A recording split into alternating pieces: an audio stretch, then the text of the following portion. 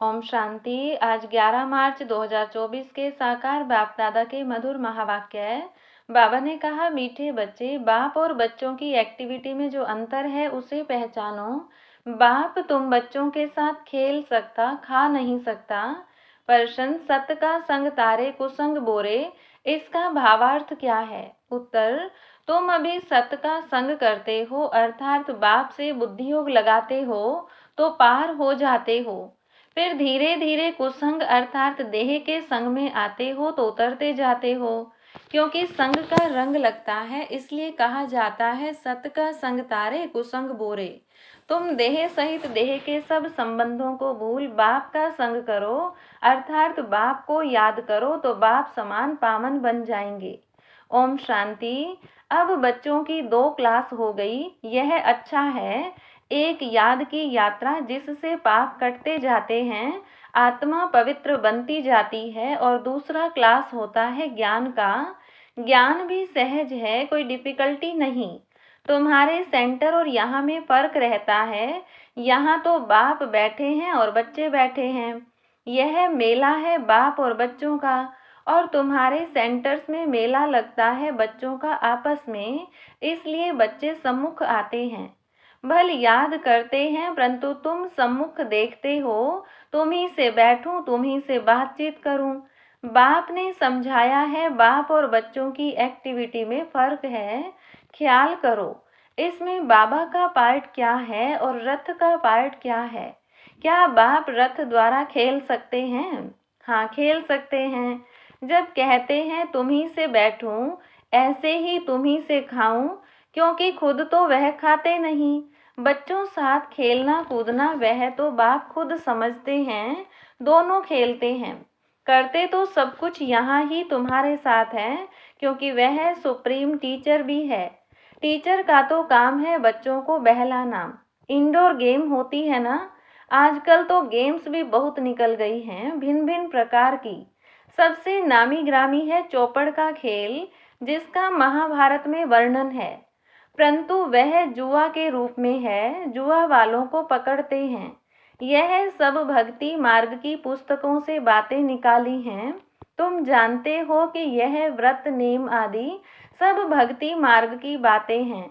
निर्जल रखते, खाना भी नहीं खाते तो पानी भी नहीं पीते। अगर भक्ति मार्ग में प्राप्ति होती भी है तो अल्पकाल की। यहाँ तो तुम बच्चों को सब समझाया जाता है। सुख का वर्षा बाप से ले रहे हैं। भक्ति मार्ग में भी याद करना होता है एक को। एक की पूजा भी अव्यभिचारी पूजा है, वह भी अच्छी है। भक्ति भी सतो रजो तमो होती है। सबसे उच्चते उच्च सतोगुणी है शिव बाबा की भक्ति। शिव बाबा ही आकर सब बच्चों को सुख धाम में ले जाते हैं। जो सबसे जास्ती बच्चों की सेवा करते, पावन बनाते, उनको पुकारते भी हैं। फिर कहते, ठिक्कर भीतर में है, यह ग्लानि हुई ना। तुम बच्चों को बेहद के बाप द्वारा राज्य भाग्य मिला था, फिर मिलना है जरूर। तुम ज्ञान को अलग, भक्ति को अलग समझते हो। राम राज्य और रावण राज्य कैसे चलता है, यह भी तुम नंबरवार पुरुषार्थ अनुसार जानते हो। इसलिए पर्चे आदि भी छपाते रहते हैं, क्योंकि मनुष्यों को सच्ची समझानी भी चाहिए ना। तुम्हारा सब कुछ है सच। बच्चों को सर्विस करनी चाहिए। सर्विस तो बहुत है। यह बैज ही कितना अच्छा है सर्विस के लिए। सबसे बड़ा शास्त्र है यह बैज। अब यह है ज्ञान की बातें, इसमें समझाना पड़ता है। यह याद की यात्रा अलग है। इसको कहा जाता है अजप्पा जाप। जपना कुछ नहीं है। अंदर में भी शिव शिव नहीं कहना चाहिए, सिर्फ बाप को याद करना है। यह तो जानते हो शिव बाबा बाप है, हम आत्माएं उनकी संतान हैं। वही सम्मुख आकर कहते हैं, मैं पतित पावन हूँ, मैं कल्प कल्प आता हूँ पावन बनाने। देह सहित देह के सब संबंध छोड़ अपने को आत्मा समझो। मुझ अपने बाप को याद करो तो तुम पावन बन जाएंगे। मेरा पार्ट ही है पतितों को पावन बनाने का। यह है बुद्धि का योग अथवा संग बाप के साथ। संग से रंग लगता है, कहा जाता है संग तारे कुसंग बोरे। बाप से बुद्धि योग लगाने से तुम पार हो जाते हो, फिर उतरने शुरू कर देते हो। उनके लिए गाया जाता है सत का संग तारे कुसंग बोरे। उसका अर्थ भी भक्ति मार्ग वाले नहीं जानते। तुम समझते हो हमारी आत्मा पतित है, वह पावन के साथ बुद्धि का योग लगाने से पावन बनती है। आत्मा को परमात्मा बाप को याद करना पड़ता है। जब आत्मा प्योर बने तब शरीर भी पवित्र बने, सच्चा सोना बने। यह है याद की यात्रा। योग अग्नि से विकर्म भस्म होते हैं, खाद निकल जाती है। तुम जानते हो सत्युगी नई दुनिया में हम पवित्र संपूर्ण निर्विकारी थे। 16 कला संपूर्ण भी थे, अभी कोई कला नहीं रही है। इसको कहा जाता है राहु का ग्रहण। सारी दुनिया, खास भारत पर राहु का ग्रहण लगा हुआ है। तन भी काले हैं। जो कुछ तुम इन आंखों से देखते हो सब काले हैं, यथा राजा रानी तथा प्रजा। श्याम सुंदर का अर्थ भी कोई नहीं जानते हैं। कितने नाम मनुष्यों के रख दिए हैं। अब बाप ने आकर अर्थ समझाया है। तुम ही पहले सुंदर फिर श्याम बनते हो। ज्ञान चिता पर बैठने से तुम सुंदर बन जाते हो, फिर भी यह बनना है। शाम से सुंदर, सुंदर से शाम, उनका अर्थ बाप ने आत्माओं को समझाया है। हम आत्माएं एक बाप को ही याद करती हैं। बुद्धि में आ गया है हम बिंदी हैं। इसको कहा जाता है आत्मा की रियलाइजेशन, फिर देखने के लिए इनसाइट। यह तो है समझने की बातें, आत्मा को समझना है। मैं आत्मा हूँ, यह मेरा शरीर है। हम यहाँ शरीर में आकर पार्ट बजाते हैं। पहले पहले हम आते हैं ड्रामा के प्लान अनुसार। आत्माएं तो सब हैं, कोई में पार्ट कितना है, कोई में कितना। यह बड़ा भारी बेहद का नाटक है। इसमें नंबरवार कैसे आते हैं, कैसे पार्ट बजाते हैं, यह तुम जानते हो। पहले पहले देवी देवता घराना है। यह नॉलेज भी तुमको अभी है, इस पुरुषोत्तम संगम युग पर। बाद में फिर यह कुछ भी याद नहीं रहेगा। बाप खुद कहते हैं यह ज्ञान प्राय लोप हो जाता है। किसको भी यह पता नहीं है कि देवी देवता धर्म की स्थापना कैसे हुई। चित्र तो हैं, परंतु वह कैसे स्थापन हुआ किसको भी पता नहीं। तुम बच्चों को पता है, फिर तुम औरों को आप समान बनाते हो। बहुत हो जाएंगे तो जरूर फिर लाउड स्पीकर भी रखना पड़ेगा। जरूर कोई युक्ति निकलेगी। बहुत बड़े हॉल की भी दरकार पड़ेगी। जैसे कल्प पहले जो कुछ एक्ट की थी वही फिर होगी, यह समझ में आता है। बच्चे वृद्धि को पाते रहेंगे। बाबा ने समझाया था शादी के लिए जो हॉल आदि बनाते हैं उनको भी समझाओ। यहाँ भी शादी के लिए धर्मशाला आदि बना रहे हैं ना। कोई अपने कुल के हैं तो झट समझ जाते हैं। जो इस कुल के नहीं होंगे वह विघन डालेंगे। जो इस कुल के होंगे वह मानेंगे कि यह सत्य कहते हैं।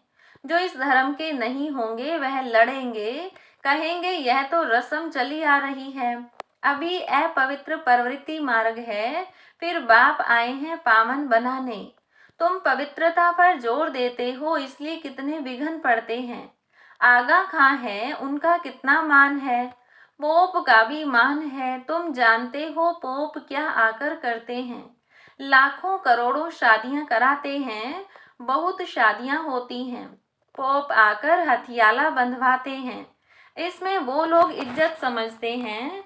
महात्माओं को भी शादी पर बुलाते हैं, आजकल सगाई भी कराते हैं। बाप कहते हैं काम महाशत्रु है। यह ऑर्डिनेंस निकालना मासी का घर नहीं है। इसमें समझाने की बड़ी युक्ति चाहिए। आगे चलकर धीरे धीरे समझते जाएंगे। आदि सनातन हिंदू धर्म वाले जो हैं उनको समझाओ, वह झट समझ सकते हैं कि बरोबर आदि सनातन देवी देवता धर्म था, न कि हिंदू। जैसे तुम बाप द्वारा जान गए हो वैसे और भी समझकर वृद्धि को पाते रहेंगे। यह भी पक्का निश्चय है, यह कलम लगता जाएगा। तुम बाप के श्रीमत पर यह देवता बनते हो। यह है नई दुनिया में रहने वाले। पहले तुमको यह थोड़ी मालूम था कि बाप संगम युग पर आकर हमको ट्रांसफर करेंगे, जरा भी पता नहीं था। अभी तुम समझते हो सच्चा सच्चा पुरुषोत्तम संगम युग इसको कहा जाता है। हम पुरुषोत्तम बन रहे हैं, अब जितना पुरुषार्थ करेंगे उतना बनेंगे। हर एक को अपनी दिल से पूछना है, स्कूल में जिस सब्जेक्ट में कच्चे होते हैं तो समझ जाते हैं हम नापास होंगे। यह भी पाठशाला है, स्कूल है। गीता पाठशाला तो मशहूर है, फिर उनका नाम थोड़ा थोड़ा फिरा दिया है। तुम लिखते हो सच्ची गीता, झूठी गीता, तो भी बिगड़ते हैं, जरूर खिटखिट होगी, इसमें डरने की बात नहीं। आजकल तो यह फैशन पड़ गया है, बसों आदि को जलाते आग लगाते रहते हैं। जिसने जो सिखाया वही सीखे हैं। आगे से भी जास्ती सब सीख गए हैं, सब पिकेटिंग आदि करते रहते हैं। गवर्नमेंट को भी हर वर्ष खोट पड़ती है, मना घाटा पड़ता है, तो फिर टैक्स बढ़ाए जाते हैं। एक दिन बैंक आदि सबके खाने खोल देगी। अनाज आदि के लिए भी जांच करते हैं कहाँ जास्ती तो नहीं रखा है। इन सब बातों से तुम छूटे हुए हो। तुम्हारे लिए मुख्य है ही याद की यात्रा। बाप कहते हैं मेरा इन बातों से कोई वास्ता नहीं, मेरा तो सिर्फ काम है रास्ता बताना। तो तुम्हारे दुख सब दूर हो जाएंगे। इस समय तुम्हारे कर्मों का हिसाब किताब चुकतू होता है। रही खुई बीमारी आदि सब बाहर निकलेगी। पिछाड़ी के रहे हुए कर्मों का हिसाब किताब चुकतू होना है, डरना नहीं है। बीमारी में भी मनुष्यों को भगवान की याद दिलाई जाती है ना। तुम हॉस्पिटल में भी जाकर नॉलेज दो कि बाप को याद करो तो विकर्म विनाश हो जाएंगे। सिर्फ इस जन्म की बात नहीं, भविष्य 21 जन्म के लिए हम गारंटी करते हैं कभी बीमार नहीं होंगे। एक बाप को याद करने से तुम्हारी आयु भी बड़ी होगी। भारतवासियों की आयु बड़ी थी, निरोगी थे। अब बाप तुम बच्चों को श्रीमत देते हैं श्रेष्ठ बनने के लिए। पुरुषोत्तम अक्षर तो कभी भी भूलो नहीं। कल्प कल्प तुम ही ऐसे बनते हो, ऐसे और कोई कह न सके। तो ऐसी ऐसी सर्विस बहुत कर सकते हो। डॉक्टर्स से तो कोई भी समय टाइम ले सकते हो। नौकरी करने वाले भी बहुत सर्विस कर सकते हैं। मरीजों को बोलो हमारा भी बड़ा डॉक्टर है, अविनाशी बेहद का सर्जन है, हम उनके बने हैं जिससे हम 21 जन्म निरोगी बनते हैं। हेल्थ मिनिस्टर को समझाओ कि हेल्थ के लिए इतना माथा क्यों मारते हो। सतयुग में मनुष्य बहुत कम थे, शांति सुख पवित्रता सब थी। सारी दुनिया में तुम ही सबका कल्याण करने वाले हो। तुम पंडे हो ना, पांडव संप्रदाय हो, यह किसकी बुद्धि में नहीं होगा। फूड मिनिस्टर को समझाओ, पहले पहले सबसे बड़ा फूड मिनिस्टर तो शिव बाबा है। इतना अनाज देते जो स्वर्ग में कभी खोट नहीं होगी। अभी तुम हो संगम युग पर, सारा चक्र तुम्हारी बुद्धि में है, इसलिए तुमको स्वदर्शन चक्रधारी कहा जाता है। बाकी भारत इंसॉल्वेंट बन गया है। अकल वाले आकर अकल सिखलाते रहते हैं, यह भी तुम बच्चे जानते हो। अच्छा, मीठे मीठे सिकिलधे बच्चों प्रति माता पिता बाप दादा का याद प्यार और गुड मॉर्निंग। रूहानी बाप की रूहानी बच्चों को नमस्ते। रूहानी बच्चों की रूहानी बाप दादा को नमस्ते। धारणा के लिए मुख्य सार, पहली पॉइंट, एक बाप को साथी बनाकर तुम्ही से बैठूं, तुम्ही से सुनूं, तुम्ही से खाऊं, यह अनुभव करना है। कुसंग छोड़ सत के संग में रहना है। दूसरी पॉइंट, कर्मों का हिसाब किताब याद की यात्रा और कर्म भोग से चुकतू कर संपूर्ण पावन बनना है। संगम युग पर स्वयं को पूरा ट्रांसफर करना है। वरदान, दिल से मेरा बाबा कहकर सच्चा सौदा करने वाले सरेंडर व मर्जीवा भव। ब्रह्मा कुमार कुमारी बनना माना सरेंडर होना। जब दिल से कहते हो मेरा बाबा, तो बाबा भी कहते बच्चे सब कुछ तेरा। चाहे प्रवृत्ति में हो, चाहे सेंटर पर हो, लेकिन जिसने दिल से कहा मेरा बाबा, तो बाप ने अपना बना लिया। यह दिल का सौदा है, मुख का स्थूल सौदा नहीं। सरेंडर माना श्रीमत के अंडर रहने वाले, ऐसे सरेंडर होने वाले ही मर्जीवा ब्राह्मण हैं। स्लोगन: अगर मेरा शब्द से प्यार है तो अनेक मेरे को एक मेरे बाबा में समा दो। आज हम सबकी अति स्नेही बाप दादा के नयनों की नूर, अपने दिल में दिलाराम बाप को बसाने वाली बाप दादा का रथ छोटा नंदी दादी गुलजार जी 11 मार्च 2021 को अव्यक्त वतनवासी बनी। आज उनके पुण्य स्मृति दिवस पर हम सब उनके अनमोल वचन अपने जीवन में उतारकर उनके स्नेह और बाप दादा की पालना का रिटर्न करें, यही उनके प्रति सच्ची श्रद्धांजलि है। गुलजार दादी जी द्वारा उच्चारित कुछ अनमोल वचन। पहली पॉइंट: अपनी सब जिम्मेवारियां बाबा को देकर डबल लाइट रहो तो खुशी में नाचते रहेंगे। दूसरी पॉइंट: मन बुद्धि को एक बाप में लगाना, एकाग्र करना ही सच्ची साधना है। तीसरी पॉइंट: परमात्म प्यार ही निस्वार्थ प्यार है, इसके रिटर्न में सिर्फ समान बनो। चौथी पॉइंट: बाबा के साथ का अनुभव करने के लिए मन बुद्धि को क्लीन और क्लियर रखो। पांचवी पॉइंट: सर्वशक्तिमान बाप साथ है तो सदा मौज में रहो, न मूंझो न घबराओ न कभी दिल शिकस्त हो। छठी पॉइंट: अंतःवाहक शरीर द्वारा सेवा करने के लिए डबल लाइट बनो। सातवीं पॉइंट: बाबा को दिल का हाल सुनाओ, नयनों में बसाओ तो किसी में आंख नहीं डूबेगी। आठवीं पॉइंट: अंतिम समय में मनसा सेवा करने के लिए सर्व शक्तियों का स्टॉक जमा करो। अच्छा, ओम शांति।